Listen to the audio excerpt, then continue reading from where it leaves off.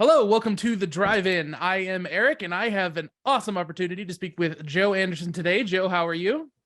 I'm very good. Thank you for having me. Excellent, thank you. And we're here to talk about the Devil Conspiracy with the Devil. So could you tell me a little bit about how you came to play the role you're playing in this movie? I was initially sent a script, and with a phone call that said, do you want to play the devil? And I said, of course I want to play the devil. Are you insane? Which it's like the kid in me was like, come on, yes. And then read the script. So I was in with the concept, before I read it, and then read it, and then went, wow, okay, we've got science, we've got religion, we've got genetics, we've got, this is cool, this is an awesome premise for a movie, and to sort of draw from those two sides of the aisle, from the science and the religion. And then the question popped into my head and went, how many devils have there been? How have they been played? Who's played them? Like what, you know what I mean? Like what? Yeah. And so I sort of came up with this idea, and I thought, okay, great, this is cool. And I got out to Prague, and I suddenly then saw the visual design for the guy, for Lucy. And I went, oh, wow. So all that work, that my sort of suave martini drinking devil suddenly just went straight out the window, like there's no way you can do that looking like this, so suddenly there was a complete rejig of, oh my god, he's got to have a voice that's got to match the way that he looks and the physicality, and he's fresh out of heaven. He's literally just been cast out. He's burnt to a crisp. So it was a very quick invention for me. That aspect of it, that's sort of Paradise Lost, super epic, stylistic, I don't know exactly the right word for it, but it's like the William Blake kind of, yeah. Yes, it is. It's very striking, and I like sort of the connection between that and the art, where the artist is sitting here and drawing from it. Was there anything like when you had to prepare quickly for this role, was there any influences that you were like, okay, so I can't do the martini drinking sort of, Lucifer right. But what were the biggest influences you sort of tried to pull from? What were your aims in portraying what ended up coming out? The main thing was working sort of, sometimes you work inside out, you get a guy that, okay, the physicality is pretty close to you or what have you, but it's really about what is going on inside and with the dialogue. And with this, it was very much with the design, it was very much outside in. There were no long extended dialogue scenes where you sort of got a sense of the guy through the nuances of what he's talking about. It was bam, it was very in your face, physical. And even though the design, I'd never seen a physical halo before. I'd never seen a halo that was actually physically part of the guy, and I just thought that was really cool. And so that there's a shot when Lucifer lands and he hits Hell, and Michael flies, the pizza man flies down next to him and opens his wings, and it is like one of those William Blake paintings. And so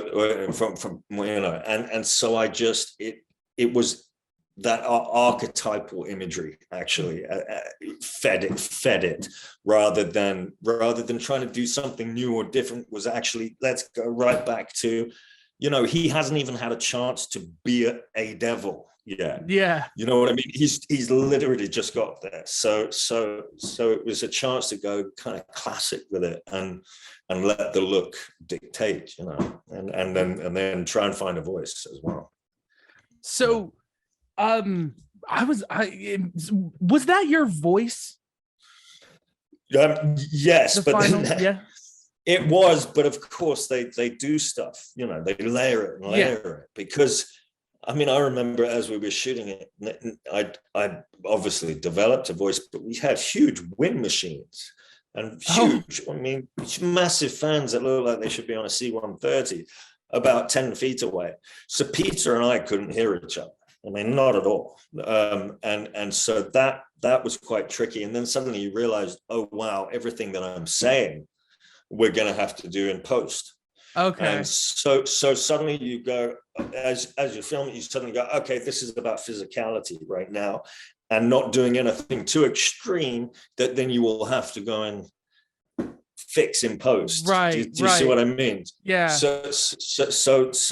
So the voice, the voice, and I kept asking Nathan, I said, you are gonna add to my, I was a little insecure about this because it's such a big look. So you want a big voice to go with it.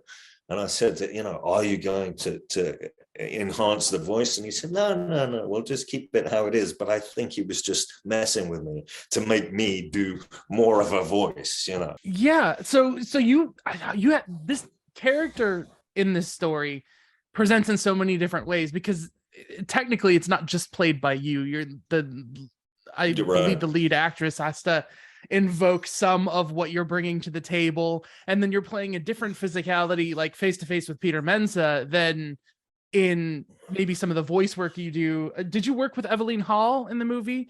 No. I mean, I literally just, your characters are like, yeah.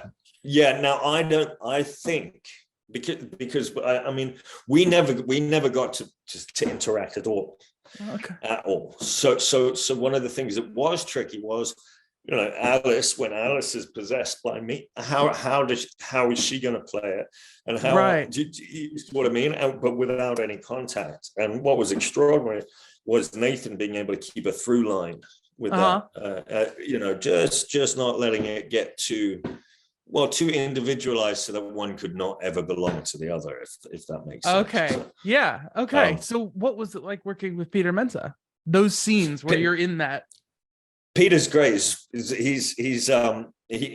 had a great time. He's such a gentle person, and he had to drag me around and chain me up, and he was so sweet and careful. But he's also, I don't know how tall Peter is, but he's tall.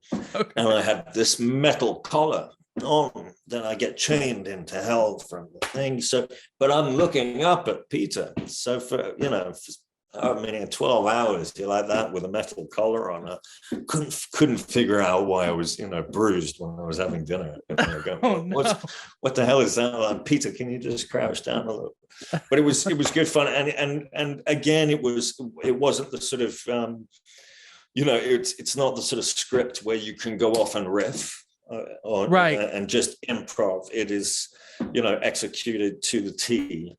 And so that's basically, and we didn't have time, man. We were in there for 3 days, bam, bam, bam. One of the days started raining, so that really pushed us. And Nathan doesn't mess around either. He's very confident as a director. He's 2 or 3 takes, bam, and he's out. And there was no wasted time with, what are we going to shoot to, or what angle? They knew exactly what they were doing. So it was a joy.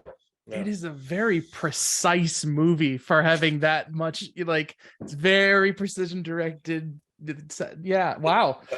And the scope of it, for what I, going from the script and then seeing it, I didn't expect the scope to be that wide. Not at all. I'm very impressed with what they managed to pull off there, because it looks big. Yeah. So what would you say, for your part in this big thing, what do you hope audiences take away from watching The Devil Conspiracy? Well, 2 things really. I mean, one is that they are thrilled, in some sense, that they are thrilled. That's what it's, that's what it's about. That's what I would go, what's that? Give me. I just want to see. It's like one of those things. But then at the same time, that it actually poses some quite large questions if one takes the time to kind of think about it. I mean, we are at the point where, we've been at the point where we can genetically clone things for since the sheep, Dolly or whoever. And I think that this is going to be coming, this these ethical arguments and science, I think it's apt for the time, and I think it's only going to get closer and closer together and become more and more. How do I say? The decisions will become more stressful in a sense. Yes, but we can grow you a set of lungs or whatever, or you know what I mean. So. But I ramble because now I'm going off into my conspiracy. No, I like that. But that's basically it, you know. And also the idea that science and religion are coming together, that you can that you know, the Hadron Collider and the God particles and thing, you know, all, it's very cool stuff, and it's just a really juicy movie.